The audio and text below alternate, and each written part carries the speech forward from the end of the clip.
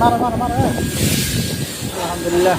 আজকে এসিতে অনেকদিন ধরে ঠান্ডা দিতে আসে না, তা দেখলাম যে এসির ভিতরে অনেক ময়লা, অনেক ধুল বালু।